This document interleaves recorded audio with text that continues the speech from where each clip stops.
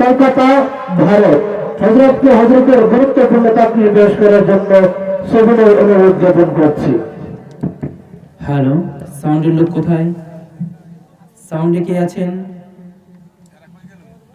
সাউন্ডে কে আছেন?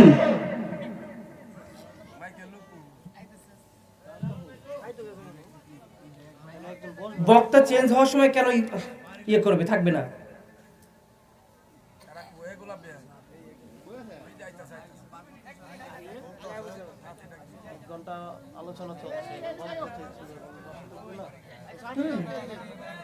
প্রত্যেক বক্তার সেটিং তো আলাদা, ভয়েস সেটিং আলাদা। কে সেই কে এখানে কে?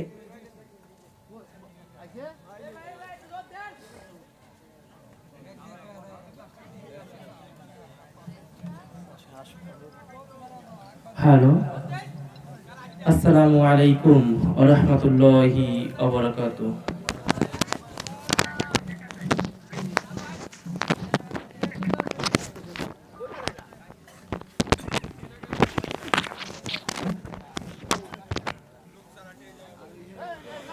কেমন আছেন সবাই? আলহামদুলিল্লাহ। এই শীতে কষ্ট হয়ে যাচ্ছে না তো? হ্যাঁ, আরে ভাই এইটুকু কষ্ট সহ্য করতে পারবেন না আল্লাহর জন্য?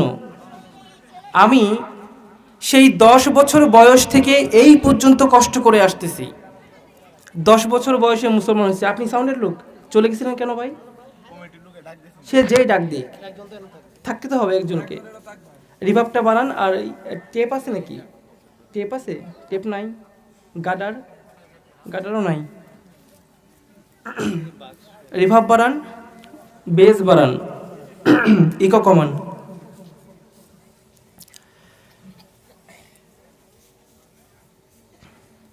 হ্যালো হ্যালো, আচ্ছা আর ধরবেন না। হ্যাঁ, তো সেই ছোট্টবেলা থেকে আমি এখন পর্যন্ত ইসলামের জন্য কষ্ট করে যাচ্ছি। যতই ঝড় আসুক, যতই মারুক, যতই কাটুক, আমি ইসলাম ছেড়ে যাইনি। কেন? আমি ভালোবাসি কাকে? কাকে ভালোবাসি? সেই ভালোবাসার মালিকের জন্য আমি আমার পুরো জীবনটা কি করে দিয়েছি? কুরবান করে দিয়েছি। তো ভাই সাউন্ড কিন্তু ধরবেন না।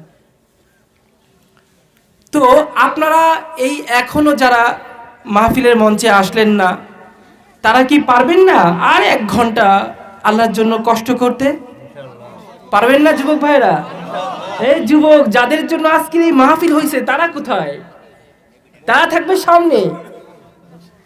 আপনাকে না পাইলে তো জোশ পাবো না যুবক। যান সামনে যান। আল্লাহ, আপনাদের মধ্যে বিয়ে করছেন কারা? হাত তোলেন তো। কারা কারা বিয়ে করছেন? এই মাশাআল্লাহ। এই পিচ্চি, তুমি বিয়ে করছো? হ্যাঁ, হাই হাই। আচ্ছা, এরপর যুবক আছেন কারা? হাত তোলেন। এই মাশাআল্লাহ, সবাই দেখি যুবক। তাই তো বৃদ্ধ মানুষ কি আর ডাইকে বা বৃদ্ধ মানুষ কয়জন আছে এটা তো আর বলার প্রশ্ন আসে না, তাই না? ঠিক আছে, যারা বিয়ে করেন নাই তারা একটা তাকবীর দেবেন, হবে না? যার বিয়ের ইচ্ছা যত, সে তত জোরে তাকবীর দেবেন, তাহলে আল্লাহর কাছে কবুল হয়ে যাবে। ঠিক আছে? লিল্লাহে তাকবীর। দেখছেন বিয়ে করার সাথ কত? ও আব্বা আম্মা শুনতে পারতেছেন আপনার সন্তানের ডাক কিভাবে চিল্লাইলো? আচ্ছা, এরপর যারা যুবক আছেন, সমস্ত যুবক একসাথে, যারা মুরব্বী আছেন সমস্ত মুরব্বী একসাথে, যারা বিয়ে করেননি তারা শুধু চুপ। না, তাকবীর দিল কারা? যারা বিয়ে করছে, যারা বিয়ে করে নাই। আচ্ছা, তারা চুপ থাকবে, বাকি সবাই একসাথে লিল্লাহে তাকবীর। হে মাশাআল্লাহ। এবার 2 গ্রুপ একসাথে, সবাই একসাথে লিল্লাহে তাকবীর, লিল্লাহে তাকবীর। নারায়ে তাকবীর। এই তাকবীর যেখানে দেওয়া হয় শয়তান সেইখান থেকে পাপ মারতে মারতে দৌড় মারে। শয়তানের গায়ে সহ্য হয় না ভাই, এই তাকবীরের পাওয়ার এতটাই। এজন্যই আমরা অনেক সময় দেখতে পাই অনেক রাজনৈতিক দল সেখানে যদি ভুলে কেউ তাকবীর দিয়ে বসে অমনি তাদের হোকা গরম হয়ে যায়, ঠিক কি না? সাথে সাথে বলে তাকবীর দেওয়া বন্ধ করুন, এটা কোনো দলীয় স্লোগান নয়, এটা বলে, ঠিক কিনা বলেন? ঠিক কিনা জোরে বলেন? তাকবীর মুসলমানের স্লোগান। মুসলমান সে যে দলেই থাক, আওয়ামী লীগ, বিএনপি, জামাত, চরমোনাই, যে কোনো পার্টি, জামাত ইসলাম, যেখানেই মুসলমান থাকবে এই তাকবীর হবে তার ধ্বনি, ঠিক কিনা মুসলমান? সুতরাং এই তাকবীরকে যারা বলে এটা কোনো দলীয় স্লোগান নয়, আমরা তাদের দল মানি না, ঠিক কিনা? আগামীর ভবিষ্যতে এদেশের মুসলমানদের ইমানের উপর আঘাত হেনে যদি কোনো দল ক্ষমতায় আসতে চায় তবে তাদেরকে পরিষ্কার ভাষায় বলে দিচ্ছি, মুসলমানের ইমানকে ধ্বংস করে কোনো দল ক্ষমতায় থাকতেও পারবে না, ক্ষমতায় আসতেও পারবে না, ঠিক কি না? অনেক সহ্য করে ফেলেছি, অনেক সহ্য করেছি, কিছু হইলেই মুসলমানের উপর অ্যাটাক, আলেমদের উপর অ্যাটাক, ঠিক কিনা বলেন? ছোট্ট একটা কোথাও ককটেল বোম হয়তো বিস্ফোরণ হয়েছে, অমনি আলেমদেরকে ধরে ধরে আমরা দেখেছি জেলখানায় ভরেছে, ঠিক কিনা? কিছু হয়েছে তো মসজিদে তালা মারছে, ছোটখাটো ভুলের কারণে মাদ্রাসা তালা মারছে, ঠিক কিনা জোরে বলেন? আমরা এই মুসলমানের উপর অত্যাচার আর সহ্য করতে চাই না, আর সহ্য করতে পারবো না, আর হতে দেব না, ঠিক কিনা মুসলমান? হয় বাঁচবো, না হয় মরবো, তবু মুসলমানের অধিকার আদায় করে ছাড়বো ইনশাআল্লাহ। একটা দেশের মুসলমানদেরকে এইভাবে জিম্মি করে রাখা যায় সেটা এই দেশকে না দেখলে 16 বছরে বুঝতে পারতাম না, ঠিক কিনা জোরে বলেন? ভারত তাদের মাত্র একটাই ইচ্ছা, তারা চায় এই দেশের মুসলমানকে এই দেশের মাটিতেই দাফন করতে, ঠিক কিনা? আজ এই কিশোরগঞ্জের মঞ্চে স্পষ্ট করে আমি ভারতের বক্তা হয়ে ভারতকেই বলতে চাচ্ছি, তোমরা যদি মুসলমানকে, বাংলাদেশের মুসলমানকে এই দেশে দাফন করতে আসো তবে এরা কবরে যাওয়ার আগে তোমাদের চিতায় আগুন ধরায় দেবে, তোমাদের লুঙ্গিটা উঁচু করে ধুতি খুলে নাট বল্টুতে গিট মাইরে ঝুলাই রাখবে, ঠিক কিনা?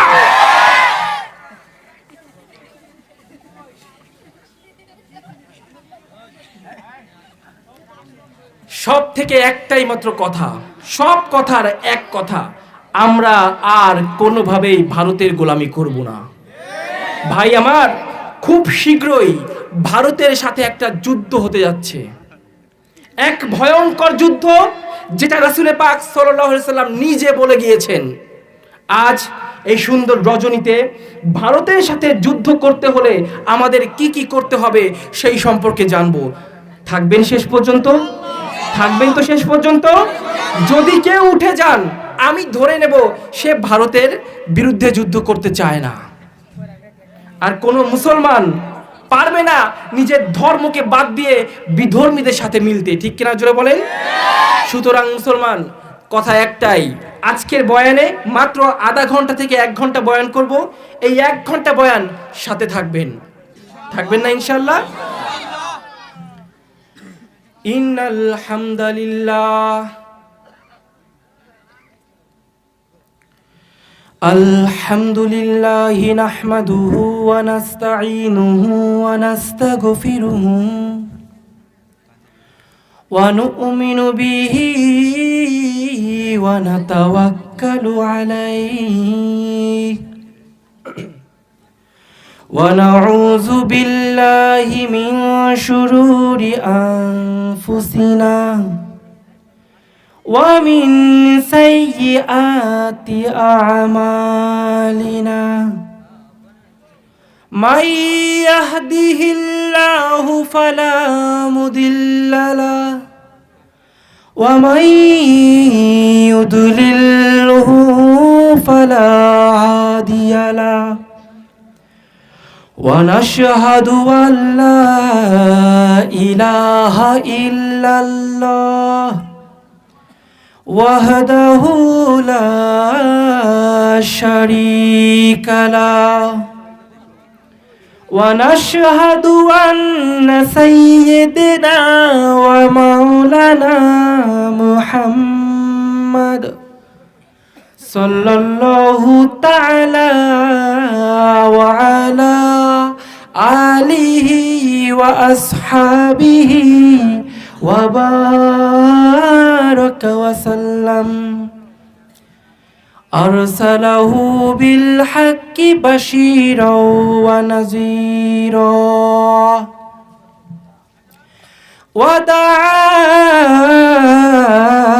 وداعيا إلى الله بإذنه وسراجا منيرا وقال الله تعالى في كلامه المجيد والفرقانه الحميد আচ্ছা ওইখানে কি পানি জমছে ওই যে প্লাস্টিকের উপরে হ্যাঁ শিশির পড়ছে নাকি এই জন্য মনে হয় ওখানে কেউ বসতেছে না তাই না ওর নিচে কি এই খড়কুটো দেওয়া আছে তাহলে কষ্ট করে এই খড়কুটোর উপরটা আগায় আসেন ওই পলিথিনের উপর হয়তো শিশির পড়ছে أعوذ بالله من الشيطان الرجيم بسم الله الرحمن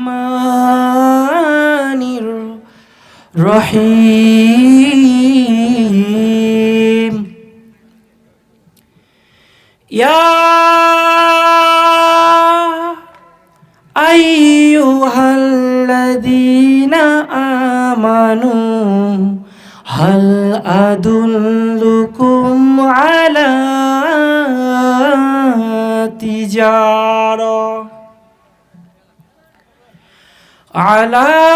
تجارة تنجيكم من عذاب أليم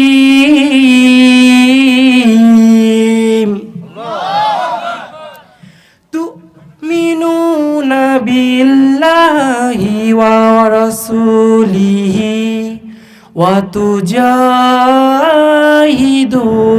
في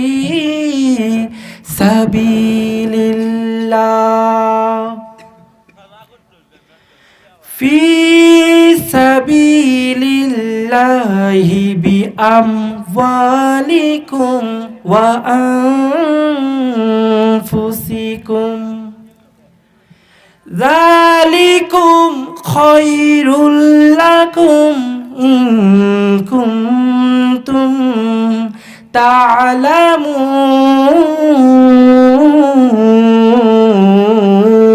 تعلمون صدق الله العظيم وصدق رسوله النبي الكريم ونحن على ذلك لمن الشاهدين والشاكرين والحمد لله رب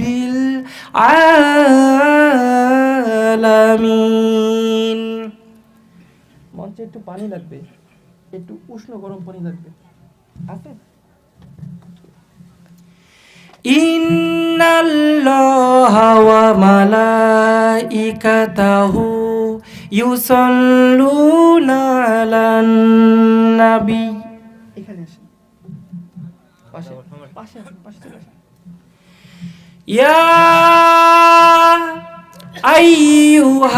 আইয়ুহাল্লাযীনা আমানু সাল্লু আলাইহি ওয়া সাল্লিমু তাসলিমা আল্লাহুম্মা সাল্লি আলা জোরে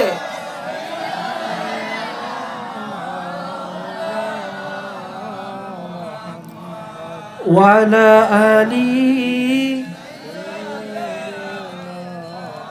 مولانا محمد اللهم صل على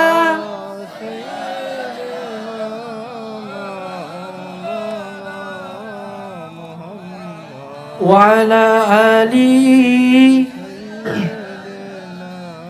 مولانا محمد لا إله إلا الله جري لا إله إلا الله لا إله إلا الله لا إله إلا الله মুহাম্মাদুর রাসূলুল্লাহ কোনো খালিক নেই তুমি ছাড়া কোনো মালিক নেই তুমি ছাড়া কোনো মাহবুব নেই তুমি ছাড়া কোনো মাশুক নেই তুমি ছাড়া ঠিক কি না লা ইলাহা ইল্লাল্লাহ লা ইলাহা লা ইলাহা ইল্লাল্লাহ মুহাম্মাদুর রাসূলুল্লাহ লা ইলাহা ইল্লাল্লাহ মুহাম্মাদুর রাসূলুল্লাহ সাল্লাল্লাহু দারুন নাজাত কওমিয়া মাদ্রাসা ও জুয়াইরিয়া রাদিয়াল্লাহু তাআলা আনহা মহিলা মাদ্রাসা এর উদ্যোগে আজকের এই বিশাল ইসলামী মহাসম্মেলন, আজকের এই সম্মেলনের সম্মানিত সভাপতি, প্রধান অতিথি, প্রধান আকর্ষণ, বিশেষ আলোচক, বিশেষ মেহমান বিন্দু, পর্দার আড়ালে মায়েরা এবং সামনে উপস্থিত আমার দিন দরদি তাওহীদি জনতা, যে যেখান থেকে এখানে এসে আজ এই কথাগুলো, কোরআন হাদিসের কথাগুলো শুনছেন, সবাইকে জানাচ্ছি আন্তরিক মোবারকবাদ এবং আসসালামু আলাইকুম ওয়া রাহমাতুল্লাহি ওয়া বারাকাতুহু। ওয়া আলাইকুম আসসালাম ওয়া রাহমাতুল্লাহি ওয়া বারাকাতুহু। আরো একবার প্রশ্ন করছি, ভালো আছেন তো? আলহামদুলিল্লাহ। সুখে দুঃখে শুকরিয়া আদায় করব কার? আল্লাহ। খাওয়ার সময়, ওঠার সময়, বসার সময়, ভাত খাওয়ার সময়, বিড়ি খাওয়ার সময়,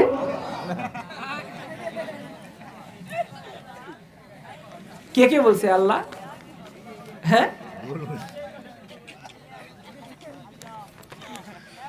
কোনো হারাম কাজ শুরু করার আগে বিসমিল্লাহ বললে তার ঈমান থাকবে না, ঠিক কিনা জোরে বলেন?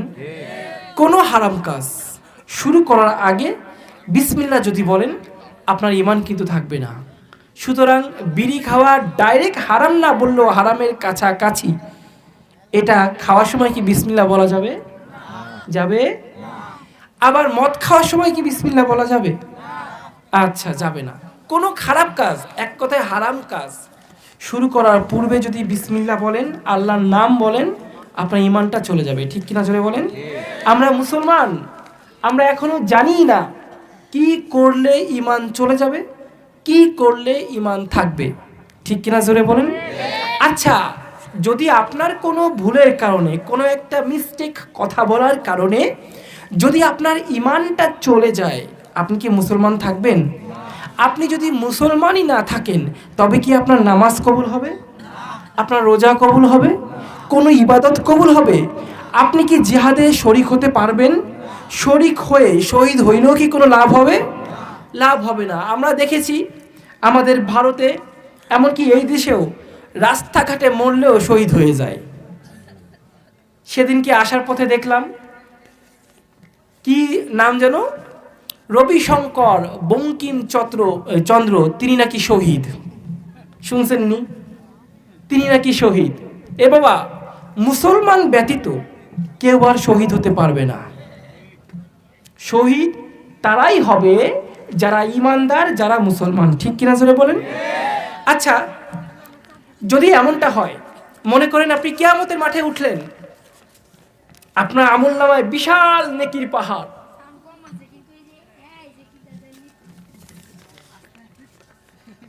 এই হাফ ব্যাটারি চুপ।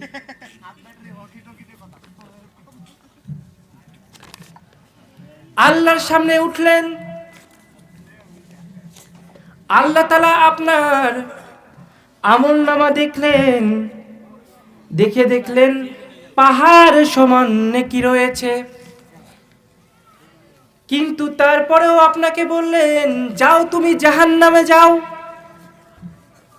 আপনি তখন চিৎকার মেরে বলবেন, হে আল্লাহ, আমি তো সারা জীবন নামাজ পড়েছি, রোজা রেখেছি, আপনার রাস্তায় শহীদ হয়েছি, তাহলে কেন আমাকে জাহান্নামে যেতে হবে?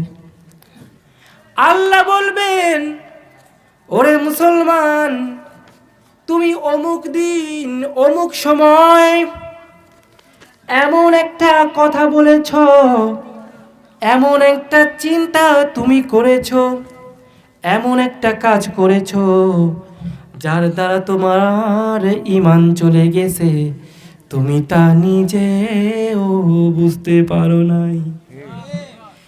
যেহেতু ঈমান চলে গেছে, এই ঈমান চলে যাওয়ার পরে তুমি যত নেকি করেছ, কোনো নেকি আমার কাছে গ্রহণযোগ্য না। আমি আল্লাহ তোমাকে মাফ করে দিতাম, তুমি যদি কাফের না হতে, যদি শিরকি না করে আমার সামনে আসতে, আমি আল্লাহ কোনো এক ওসিলায় তোমাকে মাফ করে দিতাম। কিন্তু আজ এই বিচারের দিনে আমি সব কিছু মাফ করে দিতে পারি, কিন্তু কোনোভাবেই শিরকের গুনাহ মাফ করব না। ইন্নাল্লাহা লা ইয়াগফিরু আইয়ুশরাকা বিহি ওয়া ইয়াগফিরু মা দুনা যালিকা লিমান ইয়াশা ওয়া মান ইউশরিক বিল্লাহ ফাকাদ দাল্লা দালালাম বাঈদা। আল্লাহ বলছেন, ও বান্দা কান খুলে শুনে রাখো, সেদিন আমি যাকে ইচ্ছা তাকে মাফ করে দিব। কোনো একটা ওসিলা যদি পাই, সেই ওসিলায় তাকে ক্ষমা করে দেব, কিন্তু তুমি যদি শিরকি করে আসো, কুফরি করে আসো, তোমাকে কোনো অবস্থায় আমি ক্ষমা করব না। ভাইরা আমার, এইবার চিন্তা করে দেখুন আপনার আমলের মধ্যে কোনো শিরকি আছে কিনা। আপনি মনের অজান্তে কোনো শিরকি করে ফেলেছেন কিনা। যদি শিরকি করে ফেলেন, তবে ঈমান আমল তো কিছুই থাকে নাই আপনার।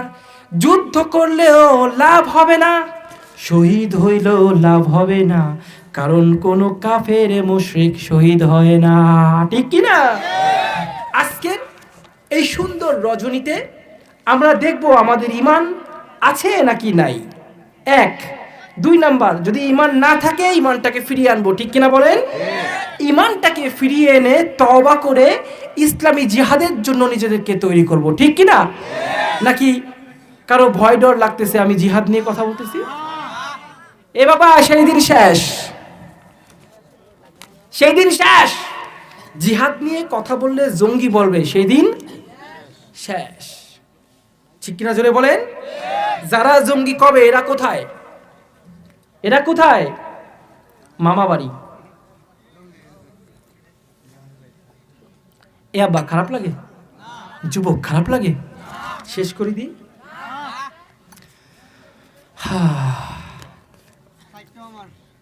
ए हाँ हम सब मुसाफिर दिल ना लगा, अहले हक से दिल तुझे अब करता जा। ए हाँ हम सब मुसाफिर दिल ना लगा, अहले हक से दिल तुझे अब कर तजा शाह दौलत कुछ हकीकत में नहीं जिंदगी में बंदगी तू करना है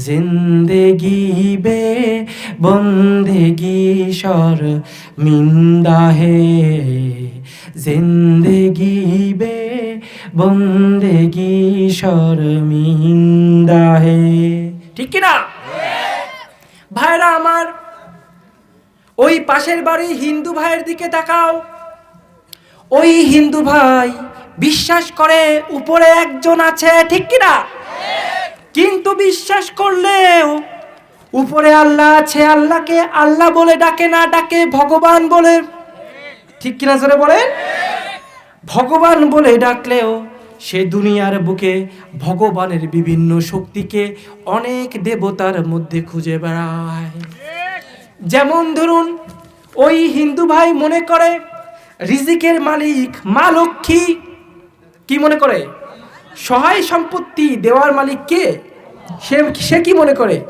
মা লক্ষ্মী আচ্ছা বলেন তো আমরা মুসলমান আমরা কি মা লক্ষ্মীর পুজো করি আমি কোনো ধর্মের বিরুদ্ধে কথা বলতেছি না আমি তাদেরকেও আঘাত দিয়ে কথা বলতেছি না জাস্ট তাদের আর আমাদের মধ্যে বর্তমানে পার্থক্যটা কই খালি এটা বোঝাচ্ছি আমি আজ পর্যন্ত কোনো মাহফিলে কোনো ধর্মের বিরুদ্ধে কথা বলিনি ঠিক কিনা কোনো অমুসলিমকে কোনো খ্রিস্টানকে কোনো হিন্দুকে আঘাত দিয়ে কথা বলিনি কেন আরে আমরা মুসলমান যদি আমরা তাদেরকে আঘাত দেই সে তো আল্লাহর কথা শুনবে না সে তো ইসলামের কথা শুনবে না ঠিক কিনা জোরে বলেন আর তাছাড়া অনেক বক্তাকে আমি দেখেছি অনেক বক্তা তারা এই মাহফিলের মঞ্চে উঠে হিন্দুদের দেব দেবীর নামে আজে বাজে কথা বলে ঠিক কিনা বলেন বলে কিনা আল্লাহ তাআলা পবিত্র কোরআনে বলছে তোমরা কখনো অমুসলিমদের ধর্ম নিয়ে বাজে কোনো কথা বলবা না তাদের দেব দেবীকে অপমান করবা না কারণ তুমি যদি তার দেব দেবীকে অপমান করো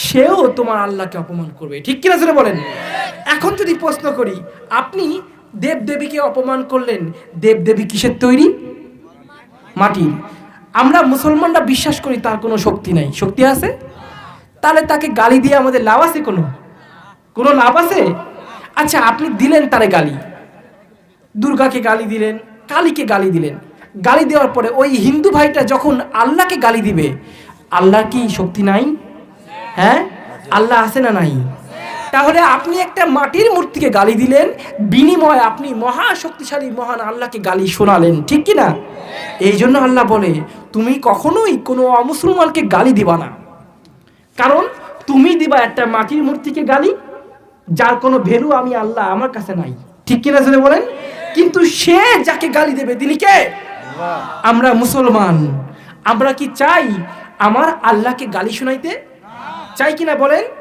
তাদের অনেক মুনি আছে ঋষি আছে তাদের অনেক মহাপুরুষ আছে তাদের মহাপুরুষকে নিয়েও আমরা কখনো গালি দেব না হ্যাঁ কারণ মহাপুরুষ ইবাদত করলো মাটির মূর্তির আর আমাদের মহাপুরুষ কারা হযরত মুহাম্মদ বিভিন্ন নবী তাই না প্রত্যেক নবী রাসূল আমাদের মহাপুরুষ আকাবিরে দিন যারা তারা আমাদের মহাপুরুষ আপনি তাদের মহাপুরুষকে গালি দিলে তারা নবীকে গালি দিবে ঠিক কিনা জোরে বলেন আপনি কি চান আপনার নবীকে গালি শোনাইতে হ্যাঁ তাহলে বাবা দুটো হাত জোর করে বলতেছি আগামীতে আর কখনো কোনো হিন্দু ভাইয়ের ধর্ম নিয়ে কথা বলবা না তাদের ধর্মের সাথে আমাদের ধর্মের যেমন কোনো সম্পর্কও নাই এবং তাদেরকে আঘাত দেওয়ার কথা আমাদের কোরআন হাদিসে বলা নাই ঠিক কিনা জোরে বলেন একটা উদাহরণ দেব শুনবেন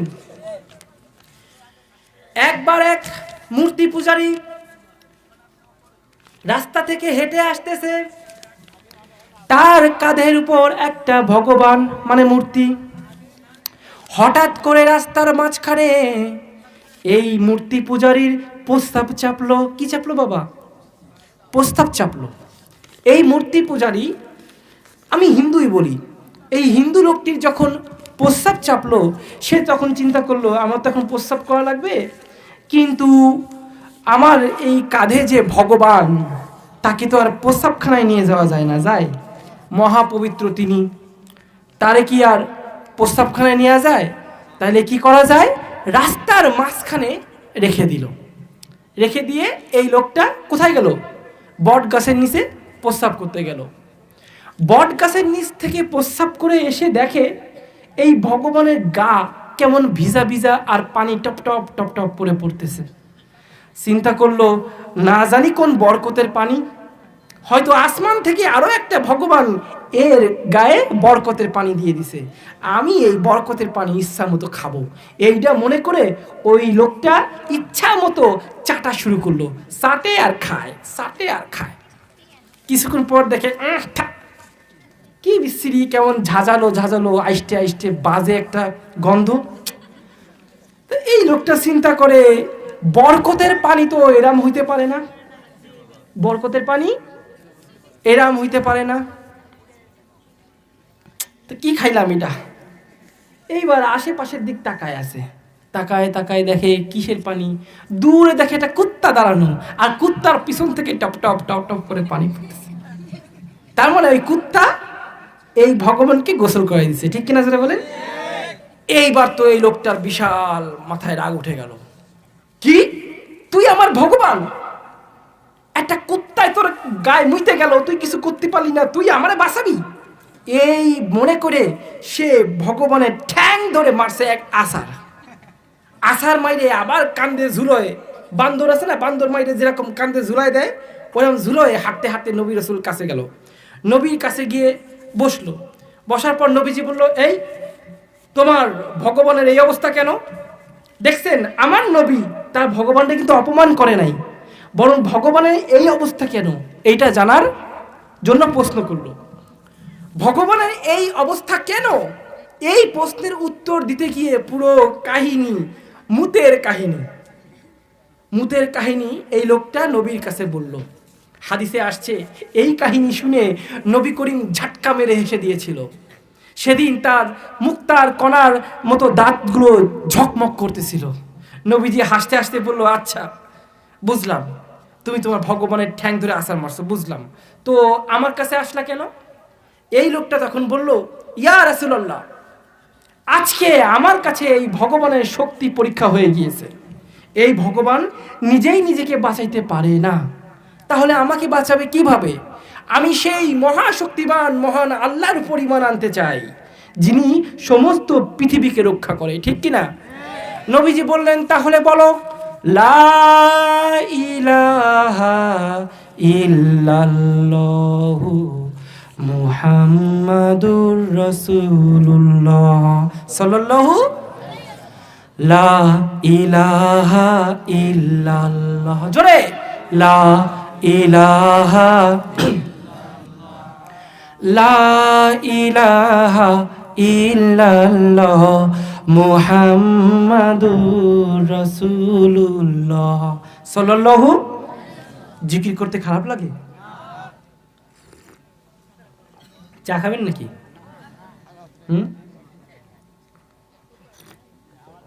আমি খাই, একটু দেখেন। দেখে লাভ নাই, আপনারা দেখলে আমার পেট ফুলবে না। কেন ফুলবে না জানেন? চাটা অনেক কষ্টা, মজা না। যা হোক, খারাপ লাগতেছে বাবা? এই তো সময় শেষ। তো বলতেছিলাম, আসুন একটু পরীক্ষা করি আমাদের ইমানটা ঠিক আছে কিনা। ওই হিন্দু ভাই বিশ্বাস করে লক্ষ্মী ওরে খাওয়ায়, ঠিক না? আচ্ছা, আমরা তো কেউ লক্ষ্মী পুজো করি না, করি? আমরা কি না খেয়ে মরি? হ্যাঁ, তার মানে বুঝতে হবে ওই লক্ষ্মী আমাদের খাওয়ায় না, খাওয়ায় কে? এইবার দেখুন ইমানটা কোথায় গেল আমাদের। ওই হিন্দু ভাই মনে করে লক্ষ্মী ওরে খাওয়ায়, আর আপনি আমি মনে করি চাকরি আমারে খাওয়ায়। চাকরি না করলে খাবো কি, এটা আমরা চিন্তা করি না? চিন্তা করি না? এখন যদি প্রশ্ন করি, চাকরি কি আমারে খাওয়ায়? চাকরি কি আপনারা খাওয়ায় না আল্লাহ খাওয়ায়? চাকরি হচ্ছে ওসিলা। চাকরি কি? ভাইরা আমার, ওই হিন্দু ভাইটা লক্ষ্মীর উপর ঈমান এনেছে, তাই ও যদি কাফের হয় আপনি আমি বিশ্বাস করি চাকরি আমারে খাওয়ায়, তাহলে আপনি আমি কি? কথা বলেন।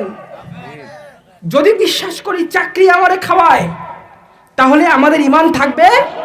খাওয়ায় কে বাবা? এ বাবা, কয় কেজি চাল খাও রোজ? 1 কেজি চাল রোজ কে কে খাও? হাত তোলো তো। আল্লাহ 1 কেজি চাল খায়?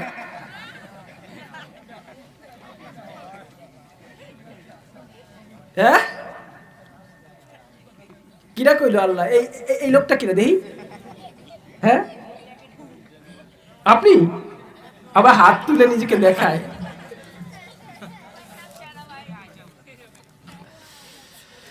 হে বাবা, 1 কেজি চালও তো তোমরা কেউ খাও না, মাসে 30 কেজি চালও খাও না। একটা হাতি প্রতিদিন 7 টন কলা গাছ খায়। আচ্ছা, পৃথিবীতে কি একটা হাতি আছে? হাজার হাজার হাতি, তাই না? এই হাজার হাজার লক্ষ লক্ষ হাতি কত টন কলা গাছ খায়? আমি যদি প্রশ্ন করি, এই হাতি কয় বিঘা জমিতে কলা গাছ লাগাইছে? 1 বিঘাও লাগে নাই, একটা কলা গাছও লাগাই নাই। তবু ওরে খাওয়ায় কিরা ভাই? ওরে খাওয়ায় কিরা? আরে হাতির কথা বাদ দাও, সমুদ্রের তিমি মাছ রোজ 100 টন মাছ খায়। কত টন? কথা কয় না। এখন যদি প্রশ্ন করি, এই পৃথিবীতে সমুদ্র কি একটা নাকি শত শত সমুদ্র? শত শত সমুদ্রে তিমি মাছ কি একটা নাকি লক্ষ লক্ষ তিমি মাছ? লক্ষ লক্ষ তিমি মাছ, তাহলে কত কত শত টন মাছ খায়? এ বাবা, ওদের খাওয়ায় কিরা? ওদের খাওয়ায় কিরা? আমি যদি প্রশ্ন করি, তুমি যখন মায়ের গর্ভে ছিলে তখন কি বিশাল বিজনেসম্যান হয়ে আসছিলা? না। কয় বিঘা জমি ছিল তখন? ছিল না। ও, তুমি মনে হয় ডাক্তার ইঞ্জিনিয়ার হয়ে আইছিলা। এ বাবা, তাও না। তাইলে নিশ্চয়ই মন্ত্রী এমপি ছিলা। তাও না। আল্লাহ, তখন কি তুমি না খেয়ে মরছো? হ্যাঁ, তোমার মা প্রতিদিন সকালে উঠে রাত পর্যন্ত ঘরের সমস্ত কাজ করত। তুমি যখন গর্ভে আসলা, তোমার বাবা যখন জানতে পারলো, অমনি মায়ের খাতির যত্ন বাইরে গেল। তোমার বাবা তোমার মাকে ভালো ভালো খাবার খাওয়াতে লাগলো, ঠিক কিনা? এ বাবা, হঠাৎ করে মায়ের এত খাতির কেন? কারণ তুমি তোমার মায়ের গর্ভে আসছো, তাই না? হ্যাঁ, তুমি তোমার মায়ের গর্ভে আসার কারণে তোমার বাবা, তোমার পরিবার তোমার মায়ের যত্ন নেওয়া শুরু করেছে, ঠিক কি না? আসলে কি তাই, নাকি আল্লাহ তোমার বাবা মায়ের মাধ্যমে তোমার যত্ন নিয়েছেন? হ্যাঁ, এ বাবা, আল্লাহ তোমাকে ভালোবাসে বিধায় তোমাকে মায়ের গর্ভ থেকে সুস্থ অবস্থায় দুনিয়াতে এসেছেন, ঠিক কিনা জোরে বলেন। আচ্ছা, এমন কি সন্তান হয় না মায়ের গর্ভ থেকে পৃথিবীতে আসার পর কানা, ল্যাংড়া, খুড়া, প্রতিবন্ধী হয়? হয় কিনা বলেন? তুমি কি তা হইছো? হও নাই। শুকরিয়া আদায় করো, আলহামদুলিল্লাহ, আলহামদুলিল্লাহ। এই জন্য আল্লাহ তাআলা বলেন, আলহামদুলিল্লাহি রাব্বিল আলামিন। প্রশংসা সেই আল্লাহর জন্য যিনি সমস্ত পৃথিবীর রব। রব মানে কি? পালন কর্তা। রব মানে কি? তোমাকে পালন করেছে পেটের মধ্যে কে? আল্লাহ। তুমি দুনিয়াতে তো আসলা, দুনিয়াতে আসার পরে না খেয়েছিলা? হ্যাঁ, তোমার খাবারের ব্যবস্থা কি আল্লাহ করে নাই? আল্লাহ করে নাই? তাহলে আজকে দুনিয়ায় এসে তুমি যখন শক্তিশালী হয়েছো, গায়ে যখন গোশ হয়েছে, তোমার গায়ে যখন পাওয়ার হয়েছে, তবে নিজের পেট চালানোর জন্য কেন সুদে তুমি ব্যবসা করো? সুদের ব্যবসা তুমি কেন করো? কেন ঘুষ নিয়ে তুমি চাকরি করো? বলো। কারণ তোমার আল্লাহর উপর সেই বিশ্বাসটা নেই। আল্লাহ যে তোমাকে খাওয়াবে সেই বিশ্বাস নেই। এই জন্য তুমি সুদও খাও, তুমি ঘুষও খাও। বিশ্বাস না থাকার কারণে তুমি কাফের, ঠিক কিনা বাবা? ঠিক কিনা বাবা? ওই হিন্দু ভাই বিশ্বাস করে লক্ষ্মী ওরে খাওয়ায়, এই জন্য সে সুদের ব্যবসা করতে পারে, সে ঘুষ খাইতে পারে, তার ধর্মে এটা মানা নাই। কিন্তু তুমি তো মুসলমান, তোমার তো একটা ধর্ম আছে, তোমার ধর্মে নিষিদ্ধ করা হয়েছে সুদকে। সুদকে এমনভাবে নিষিদ্ধ করা হয়েছে, আল্লাহ রাসূল বলে 1 টাকা যে সুদ খাইলো সে নিজের মায়ের সাথে 42 বার জিনা করলো। জোরে বলেন নাউজুবিল্লাহ। সুদ এমন হারাম, সুদ এমন হারাম, ধরে নিন আপনাকে একটা ঘরে আটকায় রাখা হয়েছে, দিনের পর দিন মাসের পর মাস আপনাকে কিছু খাইতে দেয় না। ঠিক সেই অবস্থায় আপনার সামনে শুয়োরের গোশত রান্না করে দিছে। মাসআলা হলো এইটা, নিজের জীবন বাঁচানোর জন্য এই শুয়োরের গোশত খাওয়া কি জায়েজ না হারাম? হারাম না? এ একদম হারাম না, বলেন জোরে কন। কিন্তু সেই অবস্থায় নিজের জীবন বাঁচানোর জন্য যতটুকু শুয়োরের গোশত খাইলে আপনি বাঁচবেন ঠিক ততটুকু খাইতে পারবেন, জায়েজ আছে। কিন্তু আপনি কি জানেন ওই অবস্থায় প্রয়োজনে মারা যাবেন তবুও সুদ খাইতে পারবেন না? প্রয়োজনে মারা যাবেন তবুও সুদ খাইতে পারবেন না। আপনি কি বললেন? সুদে ব্যাংক থেকে টাকা তুলে, আশা সমিতি, ব্র্যাক সমিতি থেকে টাকা তুলে আজকে অটো বাইক কিনে চালাচ্ছেন না? হ্যাঁ, ইজি বাইক কিনে চালায় না? এই আছে না নাই? বাবা আমি জানি এর মধ্যেও আছে, কষ্ট পাওয়ার কিছু নাই, ভুল হয়, মানুষের ভুল হবে না। কিন্তু এই ভুলগুলো ধরে দেওয়ার দায়িত্ব কাদের? কাদের? আমাদের। এই জন্যই এই মাহফিলের আয়োজন করা হয়, ঠিক কিনা জোরে বলেন। মুসলমান যেন নিজের ভুল শুধরে জাহান্নামের হাত থেকে বাইচে জান্নাতে যাইতে পারে, এই জন্যই তো এই মাহফিলগুলো চালু করা হয়েছে, ঠিক কিনা জোরে বলেন। আমি বা প্রতিটা দেশে গিয়ে, প্রতিটা জেলায় জেলায় গিয়ে ঠিক মুসলমানের ভুলগুলো ধরে দিই, যেন এই ভুলগুলো শুধরে নিয়ে মুসলমান জাহান্নাম থেকে জান্নাতে যাইতে পারে, ঠিক কিনা? খারাপ লাগে? বিরক্ত হচ্ছেন? এ বাবা, আপনি যে সুদে টাকা তুললেন, ইজি বাইক একটা কিনলেন, আপনি কি জানেন আপনার ধর্ম এই বিষয়ে কি বলে? আপনার কি কোনো ধর্ম নাই? আপনি হয়তো বলতে পারেন, হুজুর আর কোনো উপায় ছিল না, সুদে টাকা না তুলে আমি ইজি বাইক না কিনলে পরিবার না খেয়ে মরবে, ইসলাম বলে না খেয়ে মরুক, তবু সুদ খাইতে পারবা না। তোমার মৃত্যুর কারণে কি ইসলামের নিয়ম পরিবর্তন হবে? হ্যাঁ, যেইখানে যেইখানে ছাড় দেওয়ার, ইসলাম অবশ্যই ছাড় দেয়। ছাড় দেয় কিনা জোরে বলেন? ছাড় দেয় কিনা জোরে বলেন? তাহলে সুদ এমন একটা ঘৃণিত বস্তু, এই সম্পর্কে ইসলামে বিন্দু মাত্র ছাড় নাই, বিন্দু মাত্র ছাড় হবে না। মরবেন মরেন, পুরো পৃথিবীর সমস্ত মানুষ মরে যাক, তবু সুদ খাইতে পারবে না। ইসলামের রুলস এত ভয়ঙ্কর, ইসলামের রুলস এত ভয়ঙ্কর। আর তুমি কি করছো? হ্যাঁ, ইজি বাইকটা কিনে ফেলেছো, ইজি বাইক কিনে কি করছো? আবার চালাও, সেই টাকা জায়েজ আছে? হ্যাঁ, ওই টাকা তুমি খাচ্ছ, ওই খাওয়াটা কি জায়েজ হচ্ছে? বাবা কষ্ট পাইও না, কষ্ট পাইও না। তোমাদের এলাকায় বড় বড় মুফতি আছে, আলেম আছে, আগামীকাল সকালে তোমরা যাবা, যুবক তোমরা যারা এই ভুলটা করছো, মুফতি সাহেবের কাছে যাবা। এর ফতোয়া আমিও জানি, কিন্তু আমি দেবো না, কারণ আমি মাওলানা, আমি মুফতি না। মুফতি যিনি শুধুমাত্র ফতোয়া দেওয়ার অধিকার তাও, ঠিক কিনা? যে কেউ ফতোয়া দিতে পারবে না। যদি এই ভুলটা কেউ করে থাকো, আগামীকাল সকালে এই মাদ্রাসায় আমার ভাই আছে, তাদের কাছে যাবা, গিয়ে বলবা, হুজুর আমি তো এই ভুলটা করেছি, আমি এখন কি করতে পারি? তারা ইসলামী শরীয়ত অনুযায়ী তোমাকে নিয়মটা বলে দেবে। বাবা ইজি বাইক নিয়ে তো বের হইছো, আচ্ছা রাস্তাঘাটে ইজি বাইকের চাপা পড়ে মানুষ মরে না? মরে না? তুমি সুদে টাকা নিয়ে, সুদে টাকা তুলে ইজি বাইকটা কিনে রাস্তায় বের হইলা, তুমি যে বাসায় ফিরে আসবা তার কোনো গ্যারান্টি আছে? তোমাকে যে বাস ট্রাক পিষে মাইরে ফেলবে না তার কোনো গ্যারান্টি আছে? গ্যারান্টি নাই। বাবা আগামীকাল সকালেই যারা এই ভুলটা করেছো, হুজুরের কাছে এসে এর মাসালাটা জেনে নিবা। পারবা না? পারবা না? পারবা তো ইনশাল্লাহ।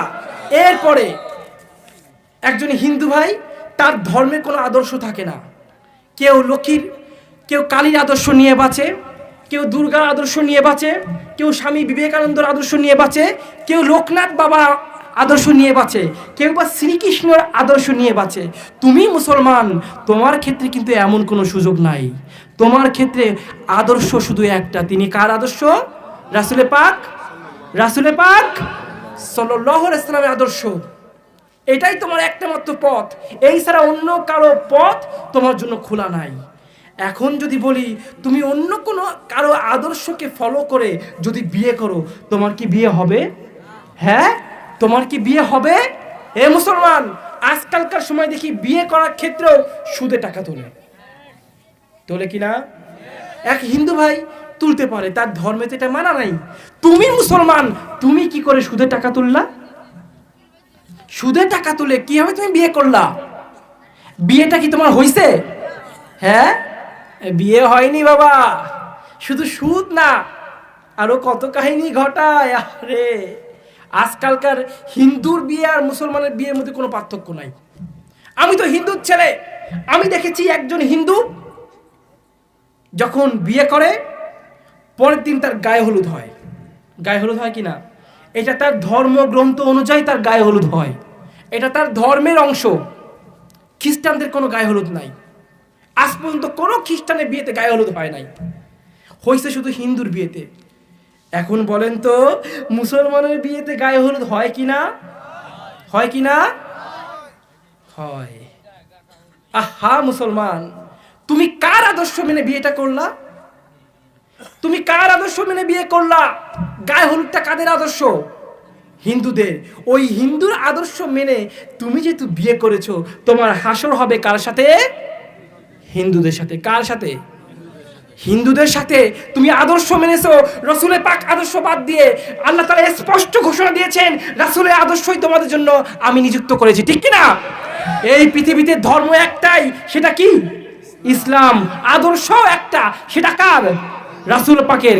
কার? তুমি তার আদর্শ বাদ দিয়ে তুমি বিয়ে করে ফেলেছো। সন্তান যেটা হইছে, এ বাবা, ওই সন্তান ইসলামের মতে কি জানো? কব নাকি? কব নাকি? এই বিয়ে যেহেতু আল্লাহর কাছে বিয়ে না, ওই সন্তানও আল্লাহর কাছে বৈধ সন্তান না।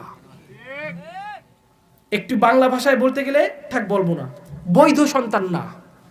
এই জন্য দেখা যায় আজকালকার বাবা মায়ের কথা সন্তান শোনে না, ঠিক কি না? বাবা মায়ের কথা সন্তান শোনে না। বুড়ো বয়সে বাবা মাকে বৃদ্ধাশ্রমে রেখে দেয়। দেয় কিনা বলেন? দেয় কিনা বলেন? কেন দেবে না? সে তো রাসূলের আদর্শ মেনে বিয়ে করে নাই। রাসূলের আদর্শ মেনে বিয়ে করলে সন্তান অন্তত এমন করতো না, ঠিক কি না? ছেলে আমার মস্ত মানুষ, মস্ত অফিসার, মস্ত ফ্ল্যাটে যায় না দেখা এপার ওপার, নানা রকম জিনিস আহার আসবাব দামি দামি, সবচেয়ে কম দামি ছিলাম একমাত্র আমি। ছেলে আবার আমার প্রতি অগাধ সম্ভ্রম, আমার ঠিকানা তাই বৃদ্ধাশ্রম, ঠিক কিনা? নিজ হাতে ভাত খেতে পারতো না গো খোকা, বলতাম আমি না থাকলে রে কি করবি বোকা। মুখ ফুলিয়ে কাঁদতো খোকা আমার কথা শুনে, খোকা বোধহয় আর কাঁদে না, নেই বুঝি তার মনে।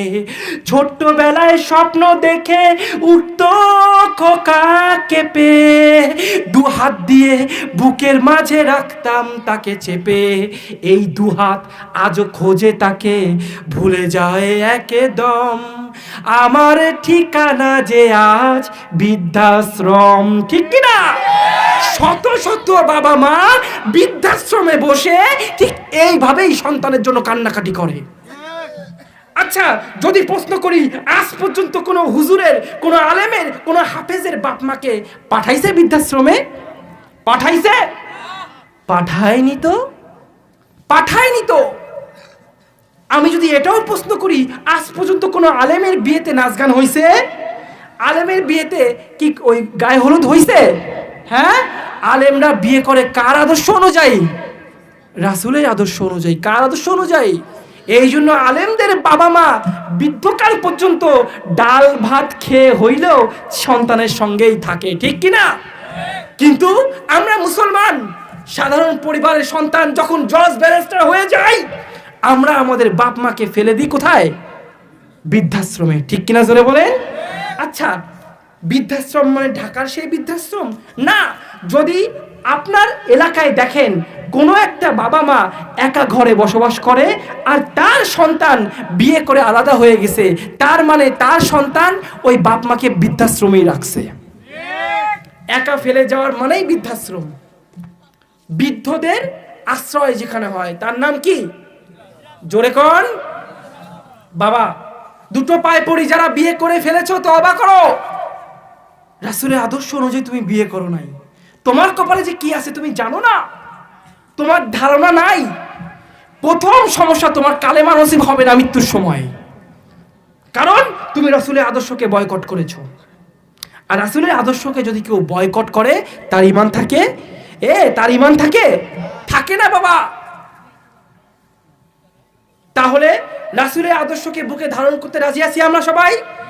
আগামীতে যারা বিয়ে করব, কার আদর্শ অনুযায়ী বিয়ে করব? আমাদের বিয়েতে কি সুদের টাকা তুলবো? হ্যাঁ, প্রয়োজনে কামলা খাটবো, প্রয়োজনে রিক্সা চালাবো, কাজে কোনো ভয় নাই। হ্যাঁ যুবক, তুমি যখন না খেয়ে থাকো, তোমার মুখে এক মুঠো ভাত তুলে দেওয়ার মতো কেউ থাকে না, তোমার বাপ মাও তোমাকে চোখে দেখতে পারে না।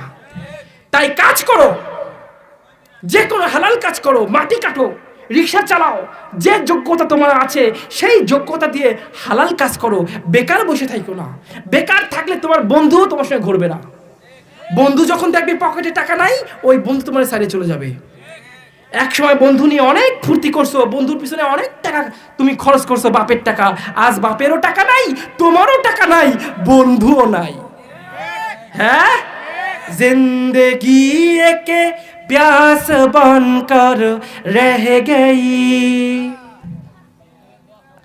जिंदगी के प्यास बनकर रह गई, प्यास बुझाने के लिए हम मर रहे। ठीक है ना?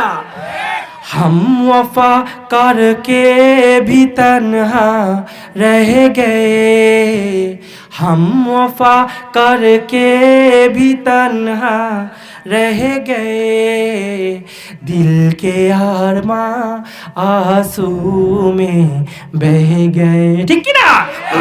दिल के अरमां आंसू में बह गए, দিল কে আরমা আসুমে বেহে গে, মনের যত কষ্ট সব চোখের পানি হয়ে বয়ে গিয়েছে। ঠিক কি না? যখন বেকার, চারিদিকে তাকিয়ে দেখি কেউ আমার পাশে নাই। যখন টাকা ছিল, আমার পাশে কত বন্ধু ছিল। আজ বিপদে পড়েছি, আমি বেকার, আমার কাছে 1 টাকা নাই, আমাকে কেউ 1 পয়সা দিয়ে সাহায্য করে না।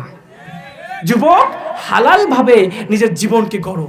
তোমার কাছে যখন টাকা থাকবে, তোমার কাছে যখন ঈমান থাকবে, তুমি যখন প্রকৃত মুসলমান হবা, দেখবা পুরো পৃথিবী তোমার কাছে নত হয়ে গিয়েছে। ঠিক কি না?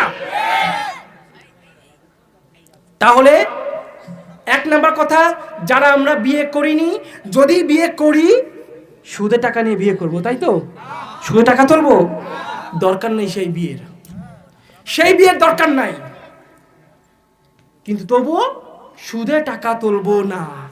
1 নাম্বার কথা, সুদে টাকা তুলে বিয়ে করলে ওই বিয়েটা হারাম। 2 নাম্বার কথা, ওই বিয়েতে রাসূলের আদর্শ বাদ দিয়ে তুমি হিন্দুর আদর্শ করবা, হিন্দুর বিয়ে হয়েছে, ওটা মুসলমানের বিয়ে হয় নাই, সুতরাং ওই বিয়েটা জায়েজ হয় নাই। এইবার দেখো, জায়েজ যেহেতু হয় নাই, সন্তান যেটা হবে ওইটা কি জায়েজ সন্তান? তুমি মৃত্যুর আগ পর্যন্ত জিনা করছো, জিনা। এখন তো ঘরে ঘরে এমন বিয়ে হয় না? তাহলে উপায় কি? উপায় জানার জন্য চলে আসো মুফতি সাহেবের কাছে। মুফতি সাহেব উপায় বলে দেবে। মুফতি সাহেব কি বলবে? উপায় বলে দেবে। ভুল তো মানুষই করে নাকি? শয়তান চায় আমরা যেন হারাম কাজে লিপ্ত হই। ঠিক কি না? শয়তানের কাজই এটা, মুসলমান যেন হারাম কাজে লিপ্ত হয়। যত হারাম করবে আল্লাহর কাছ থেকে তত দূরে সরে যাবে, আর আল্লাহর কাছ থেকে যত দূরে সরে যাবে ঈমান আস্তে আস্তে ধ্বংস হয়ে যাবে। আর ঈমান ধ্বংস হয়ে গেলেই শয়তানের মিশন সাকসেস। শয়তান আল্লাহর সঙ্গে মানে উঁচু গলায় বলতে পারবে, আল্লাহ আমি তোমারে বলছিলাম না তোমার বান্দাকে জাহান্নামে পাঠাবো? দেখো, ঈমান না নিয়ে ও কবরে আইছে। ঈমান না নিয়ে কবরে গেলে কি হবে? হ্যাঁ, এই সম্পর্কেও আল্লাহ তাআলা হুঁশিয়ারি দিয়ে দিয়েছে। আল্লাহ তাআলা এই সম্পর্কেও বলছে, ওয়ালা তামুতুন্না ইল্লা ওয়া আনতুম মুসলিমুন, খবরদার মুসলমান না হয়ে কবরে আইসো না, মুসলমান না হয়ে কবরে আইসো না। তাহলে মুসলমান কারা? ওই যে আমি একটা আয়াত শুরুতে পড়েছি, আল্লাহ তাআলা বলছেন, ইয়া আইয়ুহাল্লাযীনা আমানু, তোমরা যারা ঈমান আনছো। কাদেরকে বলছে? যারা ঈমান আনছে, যারা ঈমানদার, তাদেরকে বলছে তোমরা যারা ঈমান এনেছো, ওরে ঈমানদারের গোষ্ঠী, তোমাদেরকে আমি একটা ব্যবসার কথা বলে দিচ্ছি, যদি এই ব্যবসাটা আমার সাথে করো তুমি জাহান্নামের কঠিন আগুন থেকে রেহাই পাবে। সুবহানাল্লাহ কইলেন না? কি সেই ব্যবসা? তুমিনুনা বিল্লাহ, আল্লাহর অনুগত হতে হবে। কার? ওই হিন্দু ভাই অনুগত হয়েছে মা লক্ষ্মী, ঠিক কি না? ওই হিন্দু ভাই মা লক্ষ্মীর অনুগত হয়েছে। তুমি যদি চাকরির অনুগত হও, তুমি যদি মনে করো চাকরি তোমারে খাওয়ায়, তুমি কাফের। তোমার ঈমান থাকবে আল্লাহর উপরে, চাকরি হচ্ছে সুন্নাত, সুন্নাত অনুযায়ী তুমি চাকরি করবা, ঠিক কি না? ঈমান থাকবে কার উপরে? এক নম্বরে অনুগত হতে হবে কার? তুমি যখন আল্লাহর অনুগত হবা, তুমি সুদে 8 টাকা তুলতে পারবা না। তুমি অনুগত কার? আল্লাহর। তুমি আর সুদে টাকা তুলতে পারবা না। 2 নম্বরে ওয়া রাসূলিহি, রাসূলকে অনুসরণ করতে হবে। তার মানে ওই আদর্শ যেটা বললাম, আদর্শ হবে কার? আদর্শ হবে কার? আমরা রাসূলের আদর্শে বিশ্বাসী, ঠিক কি না? আমরা রাসূলের আদর্শে বিশ্বাসী।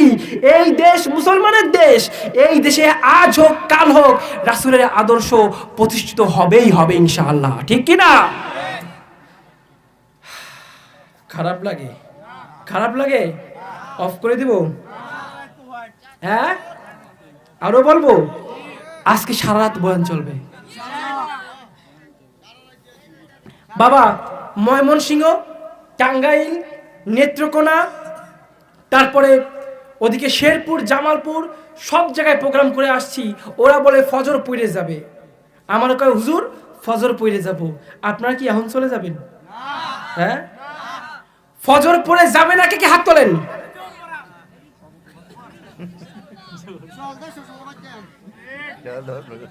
ফজর পড়ে যাবে না, কে হাত তোলেন? এটা কইলাম।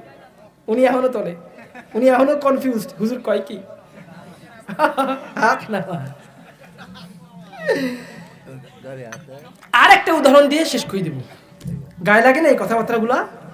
বাবা, ঈমানকে যদি পরিপূর্ণ করতে হয়, ঈমানকে যদি শুধরে নিতে হয়, একটু কষ্ট লাগবে, কিন্তু উপায়ও আছে। উপায় আছে না নাই? ভুল করলে তার উপায় আছে না নাই? উপায় বলবে মুফতি সাহেব। উপায় কে বলবে? ভাইরা আমার, চিন্তা করে দেখুন, ওই হিন্দু ভাইটা ষষ্ঠীকে মনে করে সন্তান দানকারী, মা ষষ্ঠী পুজো করে সন্তান পাওয়ার জন্য। আচ্ছা, ষষ্ঠী যদি সন্তান দেওয়ার মালিক হয়, মুসলমান কি ষষ্ঠী পুজো করে? এ বাবা করে? সামনে আসেন, সামনে আসেন, মুরব্বী আসেন, মুরব্বী আসেন, সমস্যা নেই, আসেন। আচ্ছা, মুসলমান তো ষষ্ঠী পুজো করে না, তা মুসলমানের বাচ্চা হয় না? হ্যাঁ, মুসলমানের বাচ্চা হয় কি না? তার মানে বুঝতে হবে ওই ষষ্ঠী কিন্তু সন্তান দানকারী না। সন্তান কে দেয়? সন্তান কে দেয়? ভাইরা আমার, তাহলে প্রশ্ন, ওই আমাদের মুসলমানের মধ্যে এমন অনেক মুসলমান আছে, সন্তান কিছুদিন না হলে কয়েক বছর সন্তান হয় না, চলে যায় মাজারে। মাজারে যায় কিনা? এ বাবা, মাজারে যায় কিনা? যায়। মাজারে গিয়ে ফিতা বাঁধে, মান্নত করে, পীর সাহেব যিনি শুয়ে আছে তার কাছে সন্তান চায়, ঠিক না বলেন? ঠিক কিনা বলেন? তাহলে যদি প্রশ্ন করি, মা ষষ্ঠীর উপর ঈমান আনার কারণে ওই হিন্দু ভাই যদি কাফের হয়, আল্লাহকে বাদ দিয়ে তুমি ঈমান এনেছো মাজারের উপর, তুমি কি? তুমি তো আল্লাহকে বাদ দিছো, বাদ দিয়ে তুমি ঈমান এনেছো কার উপরে? মাজারের উপরে। মাজারে গিয়ে তুমি সন্তান চাইছো, তুমি কি তাহলে? কথা কয় না, তুমি কি? শুরুতে বলেছিলাম যে আজকে আমি দেখব আমাদের মধ্যে কার কার ঈমান আছে বা নাই। আমাদের মধ্যে অনেকে যায় না মাজারে। হ্যাঁ, আমি একবার মাজারে গেছিলাম, শুনবেন নি কাহিনী? সন্তান চাওয়ার জন্য না রে বাবা, আমার সন্তান চাওয়ার কথা শুনলে আপনার মাথায় হাত উঠে যাবে। আমি যে মেয়েকে পছন্দ করছি, এক পলক দেখছি, পছন্দ হয়েছে, আল্লাহকে বলছি আল্লাহ ওই মেয়ে চাই, ওই মেয়ের সাথে বিয়ে হয়েছে। আর তুমি ওই মায়ের সঙ্গে, ওই মায়ের পিছে পিছে ঘুরতা কয়েক বছর, ঠিক কিনা? ঠিক কিনা? আমি কিন্তু তা করি নাই বাবা। পছন্দ হয়েছে, কাউকে জানাই নাই। আমার গার্জিয়ানকে, আমার না সমগ্র মুসলমানের গার্জিয়ানকে আল্লাহ। ওই আল্লাহকে বাদ দিয়ে তোমরা মেয়েদের পিছনে ঘোরো, মেয়েদেরকে পটায় বেড়াও, মাসের পর মাস, বছরের পর বছর গিফট কিনে দাও, ফুল কিনে দাও। কিন্তু তুমি কি জানো তোমার মতো মুরগি ওর একটা না আরো 4-5টা আছে। আরো কয়টা আছে? 4-5টা আছে। এক মুরগি ফুল দেয় তো আর এক মুরগি চকলেট দেয়, আর এক মুরগি ফোন দেয় তো আর এক মুরগি জামা কাপড় কিনে যায়। কিন্তু ও একটা মোরগ সিলেক্ট করে রাখছে। ও মনে মনে ভাবে আমার বাপ মা যার সঙ্গে বিয়ে দেবে আমি তারই বিয়ে করব। তাহলে এরা কারা? এরা হচ্ছে মুরগি। এরা কারা? মুরগি। আমরা কি আর কারো মুরগি হব? আর কারো মুরগি হব? এই পৃথিবীতে ভালোবাসা বলতে কিছু হয় না, সব ধোঁকা। যুবক যেহেতু পছন্দ হইতেই পারে। আমাদের বাবা আদম পছন্দ করে ফেলছিল হাওয়াকে। কাকে? এক পলক দেখেই তার পছন্দ হয়ে গেছিল। হাত বাড়াইতে গেছে, আল্লাহ পাক নিজে বলছে, এই থামাও, ও কি তোমার বিয়ে? ও কি তোমার বউ নাকি তুমি ওর গায়ে হাত দিতে যাচ্ছ? আর আজকে আমরা গার্লফ্রেন্ড একখান নিয়ে হাত বাড়াই না, আরো কত কিছু করি আল্লাহই জানে। মোহর না দিলে বউকেও স্পর্শ করা যাবে না। আর তুমি গার্লফ্রেন্ডের কপালে চুমু দিয়ে কও তোমার আমার প্রেম পবিত্র। ঠিক কিনা? হ্যাঁ, গার্লফ্রেন্ড কয় চুমু খায় আর কয় হ্যাঁ পবিত্র তো বুঝছি, টাহা না পাইলে বুঝাবানি কেমন পবিত্র। ঠিক কিনা? আর এখন তো প্রেম টিকটকেও হয়, হয় কিনা বলেন? হ্যাঁ হ্যাঁ, টিকটক যারা করে একে দেখলে মনে হয় এরা পৃথিবীতে বসবাস করে না, এরা হয়তো উগান্ডা থেকে আইছে। উগান্ডা থেকে ছবি তুলবি, তোল, এটা সুন্দর করে তোল না। ঠিক কিনা? প্রতিবন্ধীর দল এইভাবে ছবি তুলে পোস্ট করে কোথায়? ফেসবুকে। মুখটা বেকাই নিয়ে কান পর্যন্ত চলে যায়, দেহে বান্দর না হনুমান বোঝা যায় না। ওই ধরনের মেয়ে খবরদার বিয়ে কইরো না। হ্যাঁ, ওরা হচ্ছে কি জানো? ওরা হচ্ছে মেকআপ সুন্দরী। মুখটা ধোয়ার পরে ওর দিকে তুমি কেন বান্দরও ফিরে তাকাবে না। মেকআপ সুন্দরীকে বিয়ে করা যাবে না। পছন্দ হবে, হইতে পারে, ফ্যামিলি আছে না, বাপ মা আছে না, বাপ মাকে বলার আগে আল্লাহকে বলবা, আল্লাহ ওই মেয়েটা পছন্দ হয়েছে, যদি ভালো হয় তুমি দাও আমাকে। কিন্তু ওই মেয়ের পিছনে ঘোরা যাবে না। আমার বিয়ে তো হলো এইভাবে। এইবারটা ছেলে লাগবে আমার। কি লাগবে? আমি ইবাদত করি কার? ঘর বাড়ি ছাড়ছি কার জন্য? মাইর খাইছি 14টা বছর কার জন্য? 18 বছর নির্যাতন সহ্য করছি কার জন্য? যে আল্লাহর জন্য 10 বছর বয়স থেকে এই পর্যন্ত আমি আল্লাহকে ভালোবেসে আজ ভিখারি হয়ে ঘুরে বেড়াচ্ছি। আমার একটা দাবি আছে না আল্লাহর উপরে? শেখ হাসিনার পিছনে যারা ঘুরছে ওরা পাওয়ারফুল ছিল না? হ্যাঁ, এই পাওয়ারটা পাইছে কোথায়? শেখ হাসিনার পাওয়ারে, কারণ প্রধানমন্ত্রী তার পক্ষে আছে। এই মিয়া, ঠিক কিনা? কিনা কি বলবো, আসো কোপাই দেবো। ঠিক কিনা? তা আমার আছে আমার আল্লাহ, আমি আল্লাহকে ভালোবেসে সবকিছু করি, আমার একটা পাওয়ার আছে না? হ্যাঁ, আমি আল্লাহ রেখে আল্লাহ বিয়ের 4 দিন মাথায়, কবে ইচ্ছা ছিল সন্তান পরেই নেব, কিন্তু একটা মাহফিলের পোস্টার দেখলাম, ওই পোস্টারে বাবাও বক্তা, তারপরে ছেলেও বক্তা, তারপরে আর একটা ছেলে সেও বক্তা। আমার মনে হলো তাহলে আমার ছেলে কেন বক্তা হবে না? আমি মরে গেলে যেন আমার সন্তান ইসলামের প্রচার করতে পারে। এইবার আমার আছে কে বলেন? আপনি দোয়া করলে দোয়া কবুল হবে কিনা সন্দেহ, কারণ আপনার তো ইবাদত নাই। আমি তো পরিপূর্ণ ইবাদতকারী, ঠিক কিনা? আমি ওই রাত্রে বিয়ের 4 দিনের মাথায় নামাজ পড়লাম 2 রাকাত। নামাজ পড়ে কই আল্লাহ আমার ছেলে লাগবে। মেয়ে এখন না, মেয়ে দিবা পরের ডা, এবার দিবা ছেলে। ছেলেটা কেমন হবে? ফুটফুটে সুন্দর হওয়া লাগবে, ফুটফুটে সুন্দর হওয়া লাগবে। মায়ের চেহারা সুন্দর, বাবার চেহারা একটু সুন্দর। তা সুন্দর হোক বা না হোক, সুন্দর কিন্তু হওয়াই লাগবে। 2টা শর্ত দিলাম। 3 নাম্বার শর্ত, কোনো রোগ বালাই দিবা না বাবা। বাবা কইনি, সরি, আস্তাগফিরুল্লাহ। কোনো রোগ বালাই দিবা না মালিক। 4 নাম্বার শর্ত, বাচ্চা যেন কান্নাকাটি না করে। 5 নাম্বার শর্ত, বাচ্চা যে কয়দিন মায়ের পেটে থাকবে মাকে যেন ডিস্টার্ব না করে। মামা বাড়ির আবদার, একই তো বাচ্চা চাইছে ছেলে, তাও আবার এইসব মিলাই দেবে?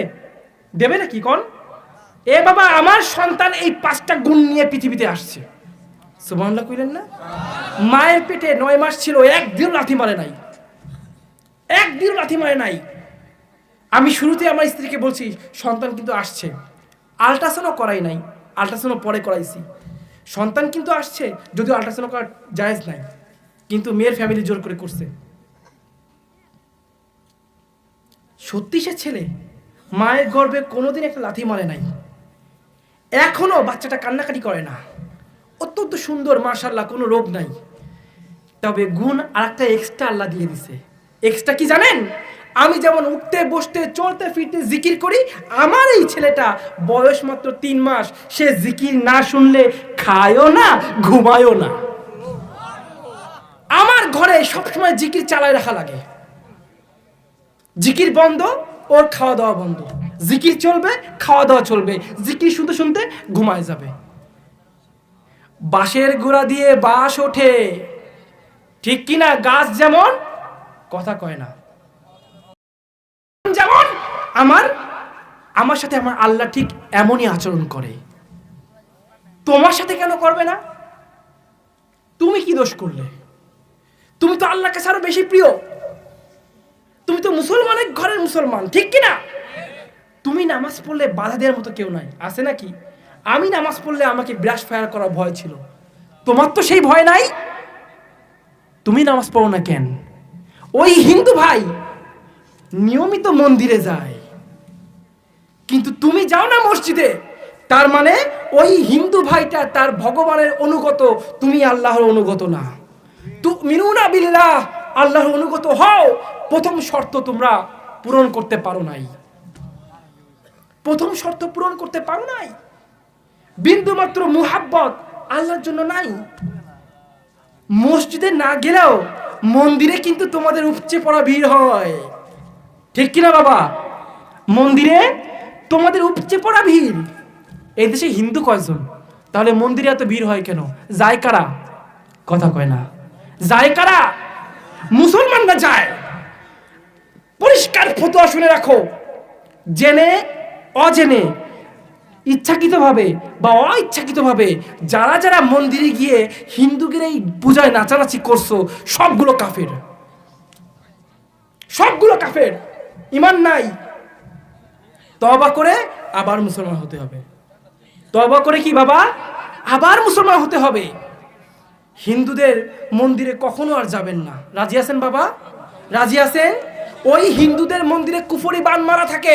আমি ব্রাহ্মণ, আমি বলছি শুনে রাখো, তুমি যেই যাবা হিন্দুদের মন্দিরে পা রাখবা, তোমার ঈমান আমল একদম শেষ হয়ে যাবে, এমনকি নামাজ কালাম পড়তেও মন যাবে না। হিন্দুদের হাতের রান্না খাওয়া যাবে, কিন্তু হিন্দুদের প্রসাদ খেতে পারবা না। কি এখানে আলেমরা আছে, আমি কি মিথ্যা কথা বলছি? ভুল কোনো ফতোয়া দিচ্ছি? কারণ ওই প্রসাদ ভগবানের নামে দেওয়া হয়, ওই প্রসাদে মিশে থাকে গরুর প্রস্রাব, ওই প্রসাদে কুফরি বাদ, কুফরি তন্ত্র মন্ত্র দেওয়া থাকে। আরে আমি তো ব্রাহ্মণ, আমি তো সবই জানি। আমি বলছি না ওরা ওকে ধর্ম নিয়ে থাক না, সমস্যা কি? ওরা কি তোমাকে ডাকে আসো আসো আমার মন্দিরে? তুমি তো সাইডেই যাও, একটু সাউন্ড বক্স শোনো আর সুন্দরী সুন্দরী মেয়ে দেহ, ব্যাস দৌড় মারো, ঠিক কিনা? আহা যুবক, এই জন্যই এখন তোমাদের মৃত্যু হয় পথে ঘাটে। গাড়ির নিচে পড়ে মরলো কিনা? তোমার মতো যুবক। পানিতে ডুবে মরছে কিনা? তোমার মতো যুবক। সেকা খাইয়ে বেকা হইয়ে গলায় ফাঁসি দিল কিনা? তোমার মতো যুবক। যুবকের মৃত্যু এখন চারিদিকে, বুড়ো ধুরো মরে কম, যুবকরা মরে বেশি, ঠিক কিনা জোরে বলো? কেন? যুবকের তো এমন অপমৃত্যু হওয়ার কথা ছিল না। কারণ তোমরা যুবক, তোমরা উঠতে বসতে আল্লাহকে অপমান করো, রাসূলকে অপমান করো, অজান্তে হোক, জেনে শুনে হোক বা না জেনে হোক। তাই আজকের পর থেকে আমরা নিয়াত করব, এমন কোনো কথা বলবো না, এমন কোনো কাজ করব না যাতে আমার আল্লাহ এবং তার রসুল অপমানিত হয়। আল্লাহকে তার রসুলকে অপমান করলেও ঈমান চলে যায়। ঈমান থাকে? ঈমান থাকে? থাকে না। যেটা বলতেছিলাম শেষ করে দেবো এখনই। আমি একটা মাজারে গেছি, ভিতরে কি চলে দেখার জন্য। তার 2 ঘন্টা পর আমার মাহফিল ভারতে। মাজারের নাম ন্যাংটা বাবার দরগার শরীফ। আমি নামটা পড়েই কতক্ষণ ভাবলাম, এ এত বড় আল্লাহর ওলি, কিন্তু আল্লাহ ওরে একটা কাপড় দিল না। এ এত বড় আল্লাহর ওলি, একটু কাপড় পাইলো না।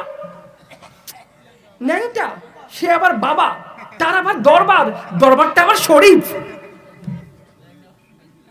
তা মনে মনে ভাবি, ন্যাংটা বাবার দরবারে যাইতে হলে কি আমারও ন্যাংটা হওয়া লাগবে? কলকাতার বিশাল শহর, চারিদিকে এত মানুষ, তাকায় চোখায় দেখি ন্যাংটা হওয়া তো সম্ভব না। মাথায় পাগড়ি পরা হুজুর, বক্তা আমি, প্রধান বক্তা, এখন যদি ন্যাংটা হই, কমিটি যদি দিয়ে ফেলে, আমার তো মাহফিল শেষ। কোনো মতে আল্লাহ আল্লাহ করে ঢুকলাম মাজারের মধ্যে। এইবার মাজারের মধ্যে ঢুকে আমার মাথা কেমন বনবন বনবন করে, আমি টাল হয়ে গেছি। আমি কি বাবা চিন্তা করি, জীবনে তো গাঞ্জা মাঞ্জা কিছু খাইনি, তাহলে গাঞ্জার টাল কেন হচ্ছি? হ্যাঁ, পানও জীবনে খাই নাই। একবার একটা সিগারেট টান দিছিলাম কেমন স্বাদ জানার জন্য, কাশতে কাশতে মুইতে দিছিলাম, আমি আর সিগারেটও খাইনি। তাহলে আমি আজকে এরকম টাল হচ্ছি কেন? একটু তাকাই দেখি ডান দিকে এক বাবা বসে আছে, ন্যাংটা বাবার মুরিদ। সে কি কাপড় পরা থাকবে না ন্যাংটা? ও ডবল ন্যাংটা। ও কি শুধুমাত্র টুনটুনির ওইখানে একটা লাল কাপড় বান্ধা, বিশাল বড় গোপ, দাড়িও বিশাল বড়, সারা গায়ে কোনো কাপড় নাই, চুলগুলো এত বড়, হাতে কি একটা নিয়ে ঘষে আর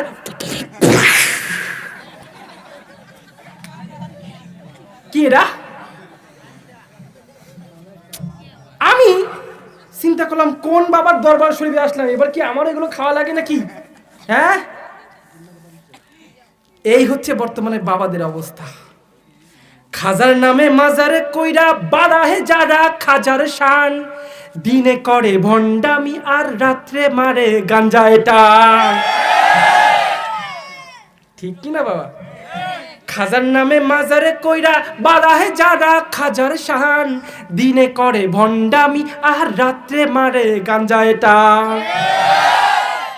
দাড়ি টুপির নেই রে খবর, আছে শুধু চুল। চুল কি যেমন তেমন রে বাবা? এইখানে এই সুন্দরবনে বিশাল বড়, তাহলে বান্দরবন কত বড়?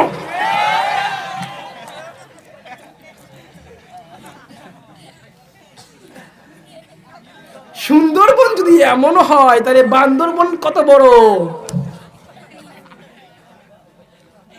দাড়ি টুপি নেই রে খবর, আছে শুধু চুল। হাইগে মুইতে নেয় না পানি, সে আসে কে রসুল। ঠিক কিনা? ভণ্ড পীরের মুরিদ যারা, ওরা হলো সর্বহারা, আমল সব ধ্বংস হবে, থাকবে না তাদের ঈমান। দিনে করে ভণ্ডামি আর রাত্রে মারে, দিনে করে ভণ্ডামি আর রাত্রে মারে, দিনে করে ভণ্ডামি আর রাত্রে মারে গাঞ্জা। এটা এই গাঞ্জাখোরের কাছে গিয়ে তুমি সন্তান চাও? আমি মহিলাদেরকে বলবো, কোন আক্কেলে ওই গাঞ্জাখোরের কাছে গিয়ে তুমি সন্তান চাইলা? হ্যাঁ, সন্তান দেওয়ার মালিককে, সন্তান দেওয়ার মালিককে আল্লাহ ব্যতীত আর কারো কাছে সন্তান চাওয়া যাবে? এই পৃথিবীতে এমন অনেক নজির আছে, সন্তান হয় না 80 বছরে সন্তান হয়েছে। কার? ইব্রাহিম নবী। কার? আবার দেখা গেছে একসঙ্গে 6টা সন্তান হয়েছে। আছে না নাই? হ্যাঁ, আল্লাহর সাথে কানেকশন বাড়াও, ইবাদত বাড়াও, তাহলে আমার মতো চাওয়া মাত্রই সন্তান পাবা। যে রাত্রে দোয়া করছি ওই রাত্রেই সন্তান আসছে। সুবহানাল্লাহ কইলা না? যে যে শর্ত দিছি ওই শর্ত নিয়েই আমার সন্তান পৃথিবীতে আসছে, কারণ সম্পর্কটা আমার ভালো। বাবা, ঈমান ঠিক করো, আমল ঠিক করো, আল্লাহর অনুগত হও, রাসূলের আদর্শ মানো, এই দুইটা কাজ করো, আর জীবনে কিছু করতে হবে না। তুমি সরাসরি জান্নাতি, তুমি সরাসরি জান্নাতি। আর এই দুইটা বাদ দিয়ে যদি কবরে আসো, খবর হয়ে যাবে। কিন্তু খবর হয়ে যাবে, কিন্তু ওই কবর শুধু মুসলমানের জন্য, ওই কবর কোনো কাফেরের জন্য না, কোনো মুশরিকের জন্য না। ঠিক কি না? তাই কবরে যাওয়ার আগে ওয়ালা তামুতুন্না ইল্লা ওয়া আনতুম মুসলিমুন, আল্লাহ নিজেই বলছে আগে মুসলমান হও তারপরে কবরে যাও। মুসলমান হতে হলে কি করতে হবে? তুমিনুনা বিল্লাহ, আল্লাহর অনুগত হতে হবে, সব কিছুতে আল্লাহর উপর ঈমান আনতে হবে। এরপরে ওয়া রাসূলিহি, রাসূলকে অনুসরণ করতে হবে। এই দুইটা করো। এরপর 3 নাম্বার কাজ ওয়া তুজাহিদুনা ফি সাবিলিল্লাহ, আসছে সেই জিহাদ। আল্লাহ বলছে জিহাদের জন্য তুমি তোমার মাল সামানা যা আছে তাই নিয়ে ফি সাবিলিল্লাহ বেরিয়ে পড়ো। সেই জিহাদ সামনে আসতেছে। সেই জিহাদে যাইতে হলে প্রথম 2টা শর্ত তোমার পূরণ করতে হবে। 1 নম্বরে অনুগত হতে হবে কার? দ্বিতীয় অনুসরণ করতে হবে কার? রাসূলের। কার? এরপরে নম্বরে বলছে তাহলে জিহাদে বের হয়ে যাও। আসন্ন যে জিহাদ সামনে আমাদের আসছে ভারতের বিরুদ্ধে, শুধু আমরা ভারতীয়রা, আমরা যারা ভারতীয় তারাও তোমাদের সঙ্গে যুদ্ধ করব। থাকবে পাকিস্তান, শ্রীলঙ্কা, ভুটান, নেপাল আর বাংলাদেশ, সবাই মিলে, সমস্ত মুসলমান মিলে এই ভারতের বিরুদ্ধে যুদ্ধ হবে। কারণ ওদিকে কাফেররা সব এক হয়ে যাচ্ছে, ওদিকে কাফেররা সব এক হয়ে যাচ্ছে। রাজি আছো? রাজি আছো বাবা যুদ্ধের জন্য? কে কে জিহাদে শহীদ হতে চাও আল্লাহকে দেখাও। আল্লাহ সবাইকে কবুল করুন। আরো জোরে বলেন না আমিন। ওয়া আখিরু দাওয়ানা আনিল হামদুলিল্লাহি রাব্বিল আলামিন। হ্যাঁ, কি হবে লেখালেখি কলমবাজির এই মহড়া, সমাজের সত্য কথা যদি না যায় তুলে ধরা, ঠিক কিনা? কি হবে লেখালেখি কলমবাজির এই মহড়া, সমাজের সত্য কথা যদি না যায় তুলে ধরা। যদি ওই ঘুষের বলে কলমটা উল্টো চলে, যদি ওই ঘুষের বলে কলমটা উল্টো চলে, তবে কি যাবে রুখা সমাজটাকে, ঠিক কিনা? কি হবে বেঁচে থেকে অযথা বিদ্যা শিখে যদি না গড়তে পারি শোষণবিহীন সমাজটাকে, কি হবে বেঁচে থেকে? আল্লাহ তাআলা আমাদের সবাইকে কবুল করুন। জোরে বলেন আমিন। আরো জোরে বলেন আমিন। ওয়া আখিরু দাওয়ানা আনিল হামদুলিল্লাহি রাব্বিল আলামিন।